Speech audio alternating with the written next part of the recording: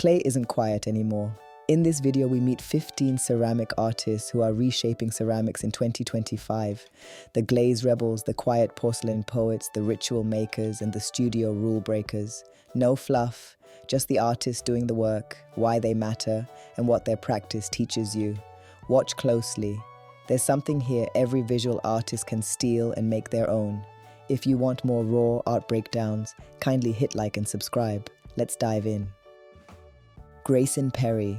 Imagine a colorful ceramic vase towering over a gallery floor, its curving surface bursting with cartoonish scenes and ornate patterns. This is the world of Sir Grayson Perry, the British Turner Prize-winning potter who turns clay into a stage for stories and satire. With every swirl of slip and splash of glaze, Perry weaves humor and heartbreak. One moment you see a regal zebra strutting under a cakewalk hat, the next, a portrait of Perry himself in his alter ego, Claire. Each vase is a riot of color and culture. A Grayson Perry pot isn't just a vessel, it's a confessional. Every decorative motif and every explosion of color is deliberately over the top, a way of poking fun at our obsessions with class, gender, and taste. He famously marries high art and pop culture, placing gleaming bone china cherubs next to spray-painted graffiti. Perry's life itself is baked into the clay. He's part stand-up comedian, part soulful diarist. By 2025, Perry's influence on ceramics is enormous.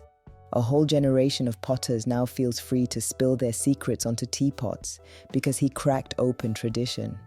His latest works hang in major museums worldwide. If this scene were a film, his pottery would be that one scene where the audience laughs even as it's moved. In Perry's hands, even the ancient art of ceramics feels brand new and wildly free. Each whimsical pot tells us that any simple piece of clay can wear our dreams, fears, and laughter, because it's painted with the very hues of life itself. Edmund de Waal. Think of porcelain jars, so pale they're almost invisible, each one gleaming softly under gallery lights. This is the serene space of Edmund de Waal, the British artist who made silence visible through ceramics. Every vessel he arranges tells a story of memory and migration. Rows of handmade pots whisper secrets of vanished empires and distant lands. By 2025, de Waal's quiet voice remains distinct. His new exhibition, The 8 Directions of the Wind, weaves porcelain and poetry through historic gardens, inviting visitors to meditate on how ideas travel across time. He often says porcelain is a way to speak across cultures. You can see this in every form, ultra-thin porcelain bowls that glow like the moon, or stoneware jars edged with gold and graphite, gleaming like sacred texts. Even his best-selling book, The Hare with Amber Eyes, reads like one of his installations, a narrative quilt of art and family history. De Waal's art. Each jar is an archive, each arrangement a sermon on history. By blending craft and story, he shows us that even the most fragile object can bear immense weight. Porcelain holds our stories. Through de Waal's vision, we learn that with patience and care, even a simple vessel can hold entire cultures within its silence. Theaster Gates. On screen, we see a crumbling building reborn as a bustling studio. Outside, handmade clay bricks dry in the sun. This is the world of Theaster Gates, the Chicago artist who rebuilds communities as he works with clay. Gates pulls raw Midwestern clay and shapes it with the heart of a preacher. He doesn't just make pottery, he forges altars and monuments. Picture a dim church hall filled with tall ceramic spires, each formed from rescued roof tiles and blackened clay. Every sculpture feels like an offering, rough-hewn, with a sacred purpose. For Gates, every bowl and tile is a sermon. He began as a potter in Japan, but Chicago gave him a bigger pulpit. When Gates glazes a pot, he's not just decorating, he's preserving culture. His pieces evoke jazz clubs, church floors, and rooftops. Each is carved from history and finished with care. His ceramic columns and community projects, like turning vacant buildings into art spaces, speak of healing and hope.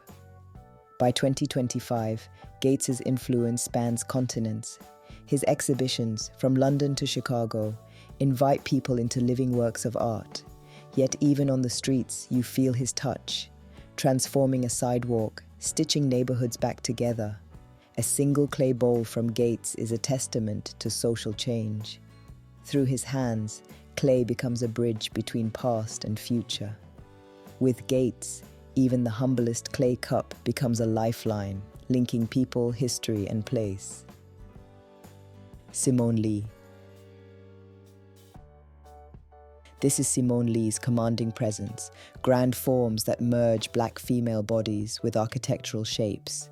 Leigh, an American artist of Jamaican descent, works across ceramics and bronze to exalt black womanhood.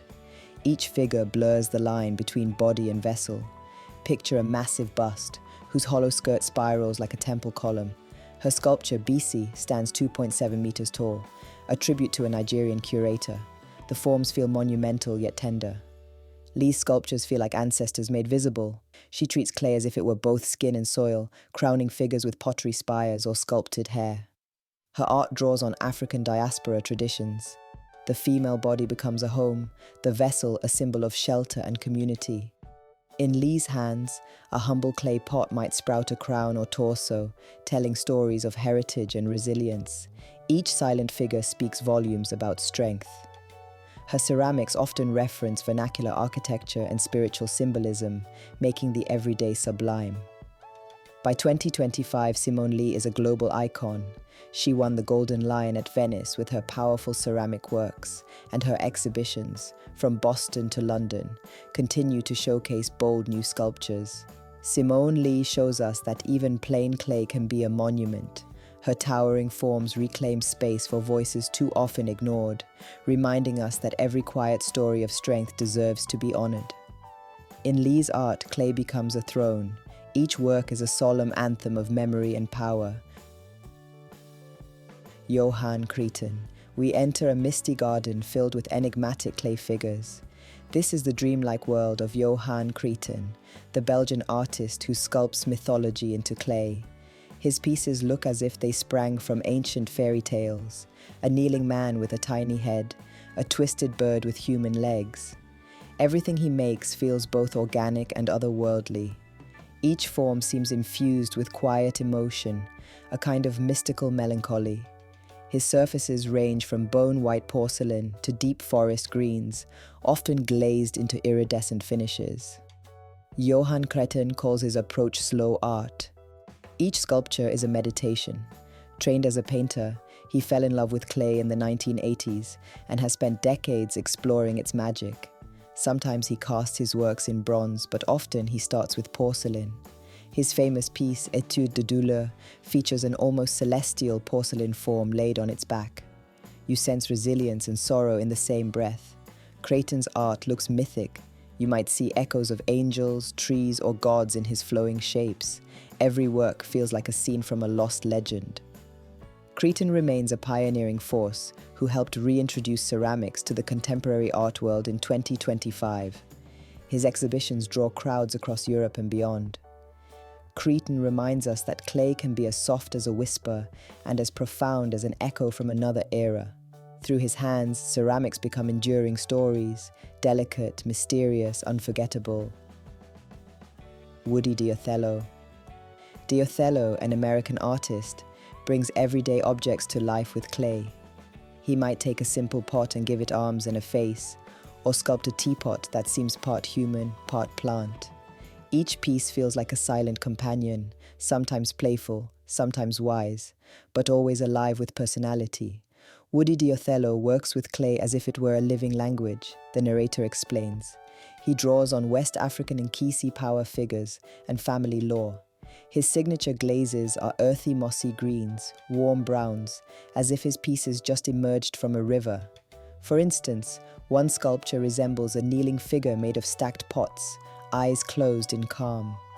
Another might be a glossy green vase with lidded eyes, suggesting it is almost thinking. Each of his works carries a sense of warmth and contemplation, inviting us to connect. De Othello's ceramic creatures are beloved worldwide in 2025. He has had major shows from New York to Rome, and his larger-than-life characters even inhabit city parks. Each piece is often called an animistic vessel, since it feels living. In Woody De Othello's hands, clay stops being just mud, it becomes kin. Every glaze, drip and sculpted eye reminds us that the mundane can be magical. Even the humblest pot can hold a secret life, if you look closely. Salvatore Arancio.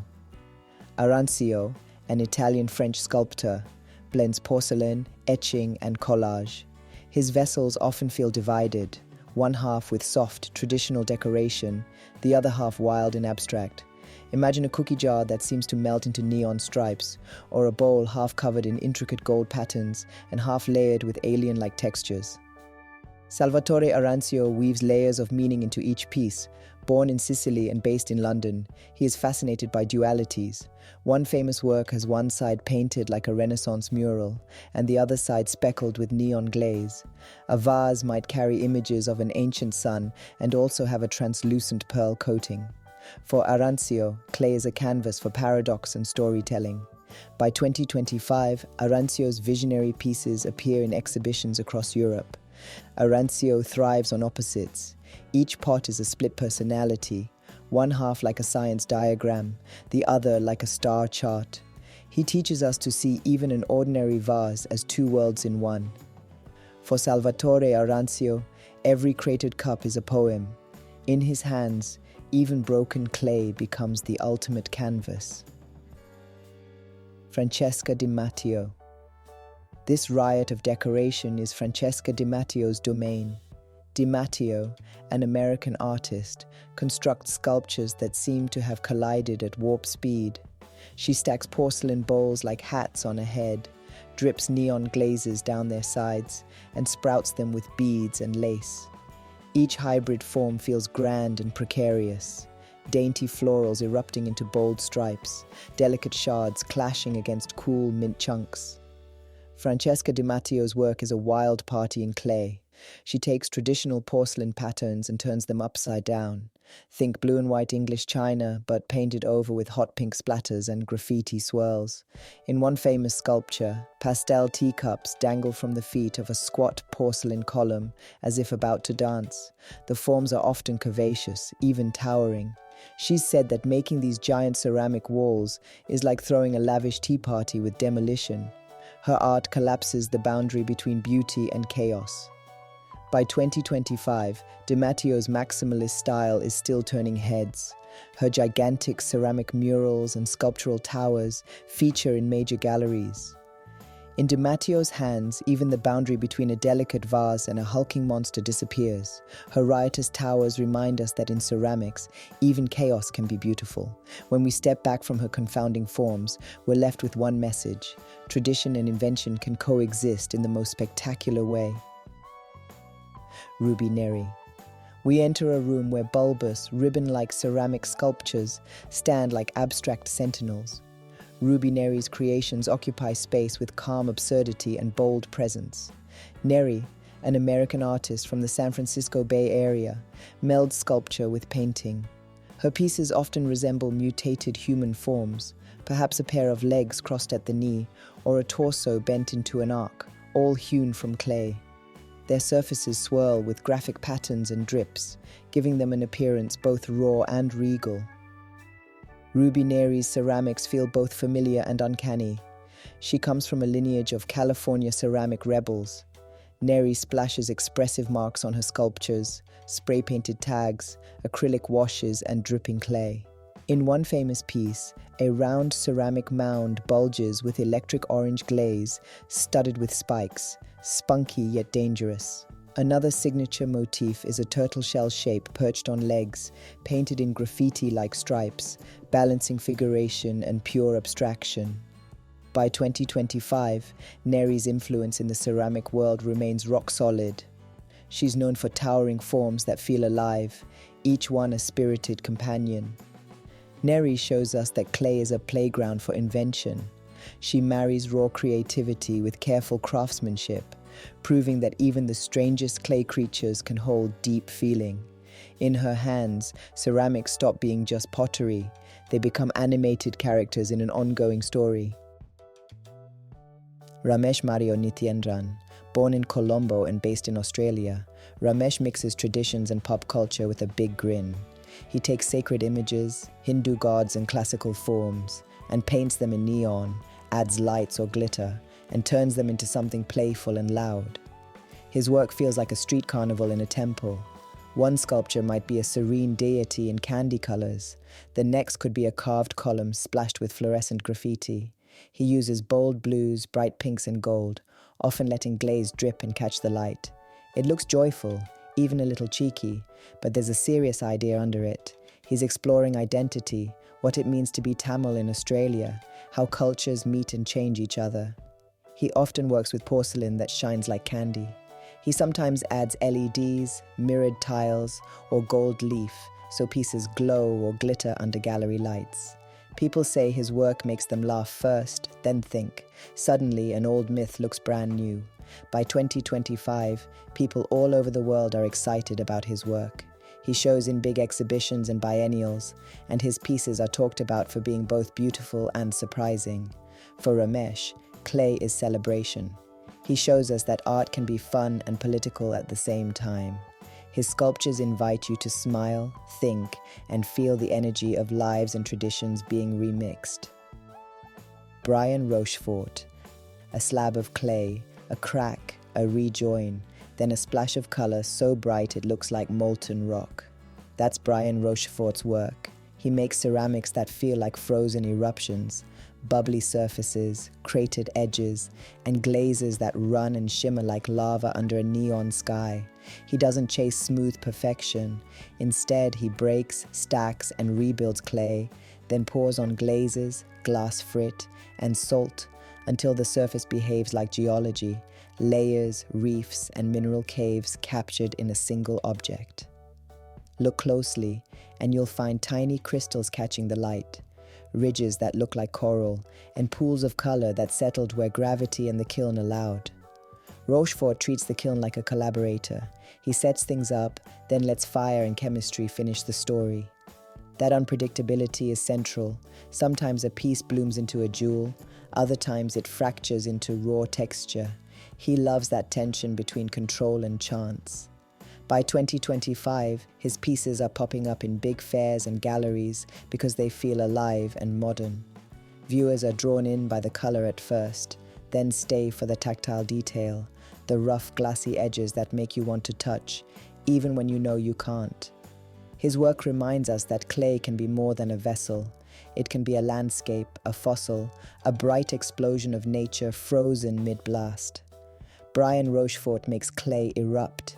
His pots capture the violent beauty of the earth and turn it into something you can hold, quietly dramatic, strangely fragile, and wildly alive.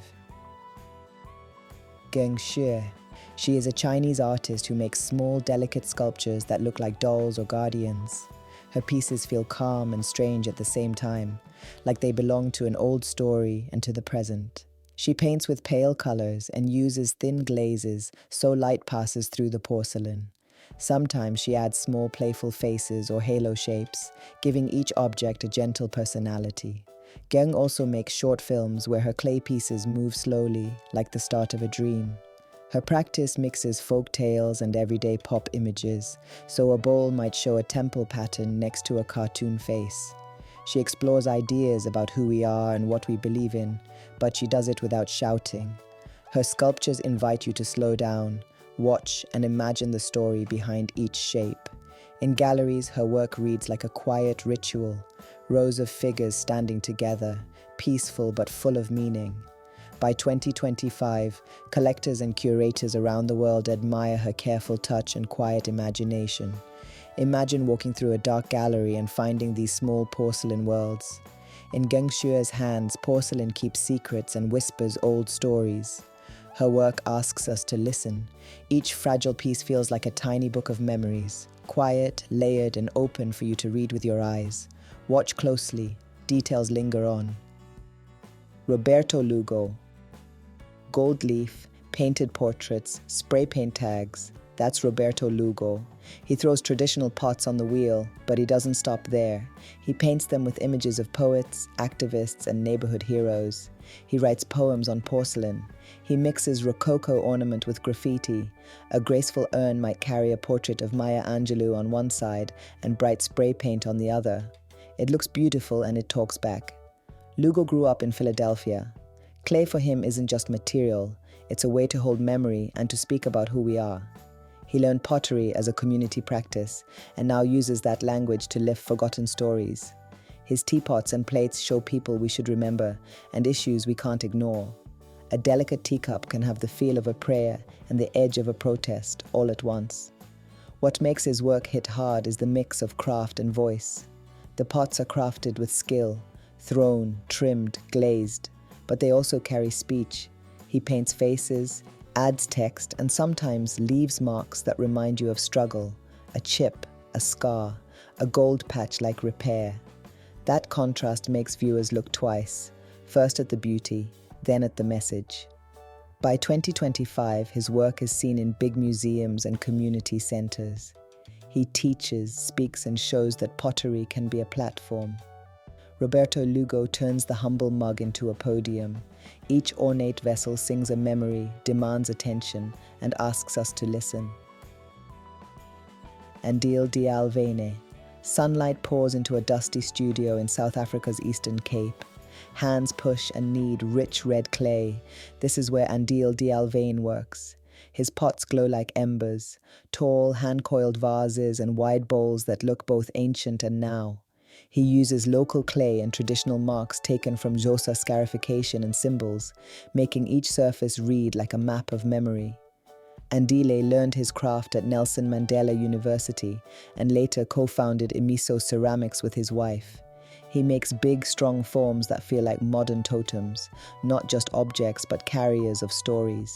On the surface, he carves and paints suns, lizards, family scenes, and repeating patterns he calls umhlaba, earth.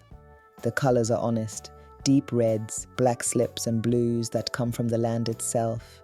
When you stand near one of his works, you sense ritual and home. The textures, the ridges, and the ropes of clay wrapped around a neck all point back to community and ancestry. His pots are practical and ceremonial at once. They look useful but also sacred. By 2025, galleries from Johannesburg to Venice champion his voice. For viewers, his pottery opens a window into place and people. For other artists, he shows how tradition can be made fresh without losing its depth. In Andile Dyalvane's hands, clay is memory made visible. Each pot keeps a story of land and people, quiet, strong, and impossible to forget. Listen closely. The clay is speaking. It carries home. Remember it now. Always. Simphiwe Mbunyuza. In the Eastern Cape of South Africa, Simphiwe Mbunyuza rolls long coils of clay. His hands move fast and gentle. You see terracotta cylinders painted with suns, huts, and dancing animals. Simple shapes, strong colors, honest stories. Simphiwe is a young potter who draws from Xhosa folklore. His pots wear bright yellows, deep blues, and warm browns, painted in bands and carved with repeating marks. Each symbol, a bird, a lizard, a little house, feels like handwriting passed down through generations. He builds his forms slowly, then lets the decoration arrive naturally. Sometimes he names his pots and treats them like characters. Many pieces are tall, like totems. He's made offering pots over 5 feet high. He believes each vessel has a spirit. When you stand near them, the pots feel alive, as if they remember the land and the people who made them. The work seems joyful, but it is also quiet and reverent. By 2025, galleries in Cape Town and London are taking notice. Viewers love the color and the stories. Beyond the market, Simphiwe's pots matter because they connect past and present, tradition painted in a fresh, lively way. Simphiwe Mbunyuza turns plain earth into stories. Each painted vessel sings of home and memory. Watch closely. The past speaks through clay. His pots invite you to touch with your eyes and remember family moments.